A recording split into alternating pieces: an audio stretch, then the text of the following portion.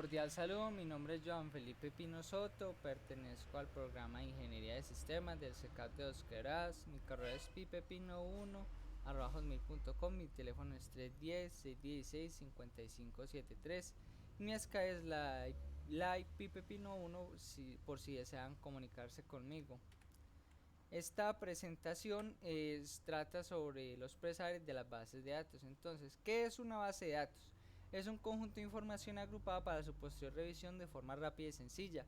¿Qué significa esto? Que las bases de datos es un lugar donde se juntan un montón de elementos o datos de una persona para, principalmente se utiliza más con fines estadísticos, pero también es donde se guarda toda la información que el usuario necesite recordar en algún otro momento.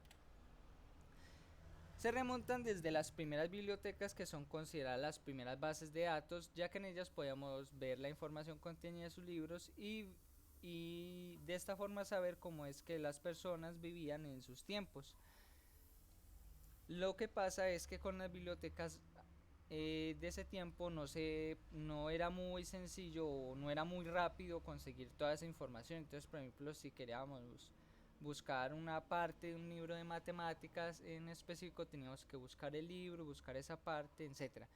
Pero todo cambió gracias a Hermann Hollerith, que inventó la máquina automática perforadora de tarjetas, la cual agilizó procesos como los estadísticos del censo de Estados Unidos, lo que permitió que se redujera el tiempo del censo de 7 años a 2 años y medio. En los 50, Oberlin Smith creó las cintas magnéticas que se podían automatizar y hacer respaldo de estas mismas, lo que hizo que los procesos de guardado y obtención de información fueran más sencillos y eficaces. Su única desventaja era que las cintas magnéticas tenían que leerse de inicio a fin, o sea, eran secuenciales. No se podía ver en un elemento específico o una parte que uno necesitara de esta misma cinta, porque tenía que leerse desde que empezaba hasta su final. En los 60 se popularizaron los discos de vinil, en los cuales se podía consultar la información directamente sin saber la ubicación de sus datos. O sea que podíamos partes del disco, información que estaba guardada en este, y podíamos movernos entre datos, por así decirlo, sin necesidad pues de repetirlo todo desde inicio a fin. Por otra parte, Charles Benjamin y otros miembros de la CODASI crearon el estándar de las bases de datos conocidos como modelos de red, lo que permitió la creación de nuevos lenguajes de información. Además de que también empezaron a surgir las primeras bases de datos jerárquicas, donde se podían guardar de estructuras de listas en árboles. En los 70, el científico Frank Codd definió un modelo racional para las bases de datos, además de que publicó una serie de reglas para las bases de datos relacionales en su libro The Relational Model for Database Management, lo que impulsó la segunda generación de sistemas gestores de bases de datos. Y gracias a este libro fue que Lawrence Joseph Ellison desarrolló el Relational Software System o bases de datos relacionales, lo que actualmente se conoce como la corporación Oracle, desarrollando así un sistema de gestión de bases de datos relacional. Oracle es una compañía top donde ya se crean bases de datos y donde pues se tiene una interfaz amigable para los usuarios, que es más fácil de ver. Es una compañía top, pero sus productos son, por así decirlo, de pack. Por otro lado, en los 80 se creó Structured Query Language, o más conocido como SQL, y SQL permitía lo mismo que Oracle, con la diferencia de que era de código abierto y por esta razón era gratis, de que cualquier persona pueda modificar estas versiones a su gusto y crear otras herramientas, pero basadas en el mismo lenguaje. SQL permitía hacer una interacción entre usuario y base de datos que fuera más rápida y dinámica, además de que permitía reemplazar elementos de las bases de datos y podía llenarlas, o el usuario puede automatizarlas a sus gustos.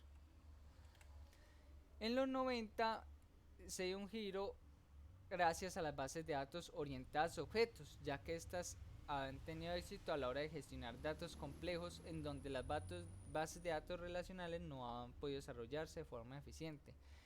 De esta forma se crearon herramientas como Excel y Access y demás que son del paquete de Microsoft llamado Office. SQL, gracias a su código abierto, creó otras expresiones regulares como consultas recursivas, triggers y otras características orientadas a objetos. Pero lo más importante fue que en el siglo XXI se introdujo el WWW o World Wide Web, lo que permitió que los procesos de automatización conocieran o bueno, identificaran a las personas cuando ingresaban a una página. Por eso cada vez que ingresamos al internet nos aparece antes el www porque ahí está identificando qué base de datos va a usar la página al momento de presentarle la información al usuario. Las tendencias.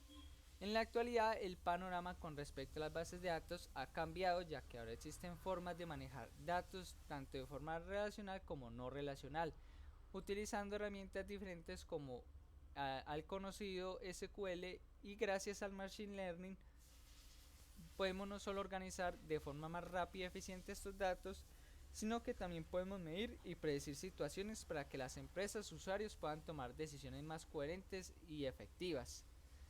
Con esto me refiero a que actualmente ya la información del usuario se necesita mucho para a la hora de que las empresas pudieran, por así decirlo, personalizar o por lo menos conocer los gustos de la persona. Un ejemplo, entonces tenemos la base de datos de un colegio. Tenemos 4 clases: alumno, labor extra, asignatura y nota. Alumno tiene ID, nombre, apellido y fecha de nacimiento. Labor extra tiene ID, nombre y la ID del alumno, pero esta ya pertenece a algo del colegio que no es la propia ID de la persona. La nota tiene también una ID, que es la del colegio. No, perdón, es la de la persona, y la ID de la asignatura, la calificación, la fecha, la convocatoria y la ID ya del alumno del colegio. Y la clase de asignatura solo tiene ID de la persona y el nombre. Entonces, la clase alumno, empecemos con la clase labor extra.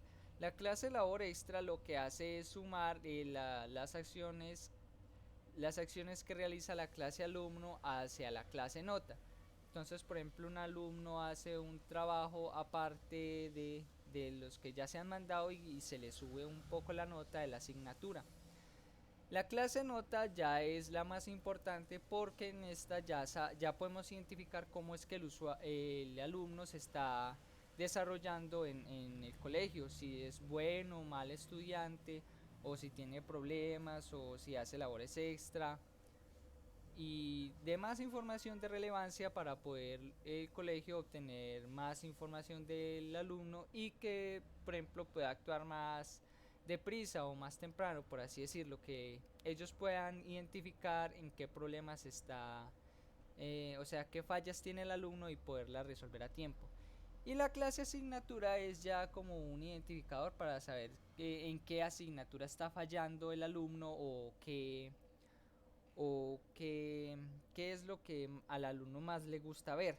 Entonces, por ejemplo, al alumno le gusta ver ciencias naturales y le va bien ahí, pero falla en matemáticas. Entonces ya que, por ejemplo, pueda el colegio mirar a ver, tomar una decisión si este estudiante puede, por ejemplo, inscribirse a una competencia, a unas olimpiadas matemáticas o no.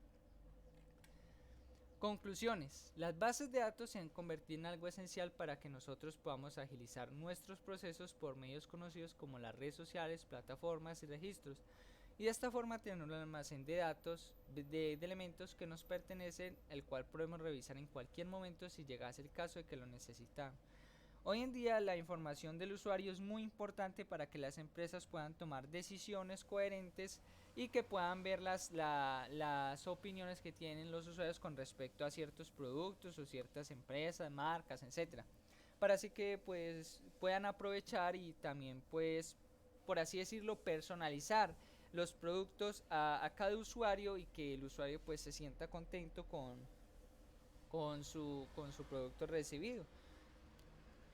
También se utiliza en estadística para ver, por ejemplo, hoy en día ya también se utiliza para los problemas sociales, y ver las tendencias de las personas o del mundo, como por ejemplo con lo del COVID-19, que se utiliza información recogida de los hospitales para poder nosotros predecir o ver dónde actuar más rápido con el COVID, y poder, por ejemplo, poner las vacunas o tomar medidas más restrictivas, y así evitar la propagación de este mismo virus. Gracias por su atención.